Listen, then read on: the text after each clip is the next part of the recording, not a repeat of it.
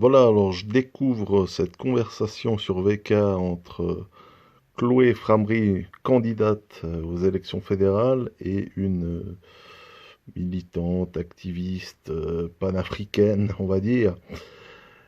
Et en fait, vous allez voir, bon, je vais vous mettre quelques extraits, mais je vous mets le lien complet en description. C'est même pas du souk Kémy Séba, c'est plutôt du Maître Gims. Alors, bon, écoutez un petit peu.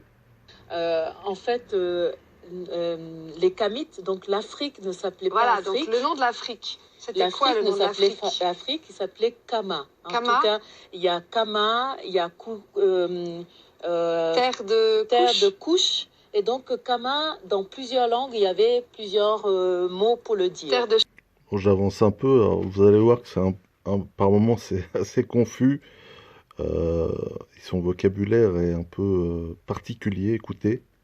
Ils sont mélangés. C'est pour ça, quand tu vas en France, il y a souvent des gens ils sont blancs mais un peu typés. Je sais pas si tu vois, mais métissés. Ils ont le visage très négroïde, les cheveux blancs et crépus. Je sais pas si tu vois. Alors. Blond et crépus. J'en ai pas vu beaucoup. Et aussi le visage, on voit le négroïde. Ah. Ouais. C'est pas des albinos. Non, pas du tout. Ça date de cette... Bon, d'accord. Et là, écoutez bien, Chloé Framry va l'amener sur une théorie qui est assez délirante en fait. Oui, je pense que les mélanges, il y a eu des mélanges. Et tu m'as dit aussi que les Africains avaient découvert le continent américain avant les Européens. Avant les Européens. Et il y a encore leurs traces dans l'Amazonie.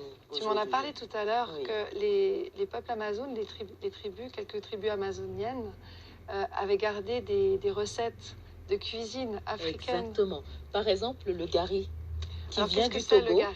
Le gari qui vient du Togo, c'est ça qui est incroyable. Le gari qui vient de Togo, c'est du manioc. Ouais. Vous avez bien entendu, le gari, ce serait la preuve ultime que les explorateurs africains auraient découvert l'Amérique. Là, on est vraiment dans du Maître Gims.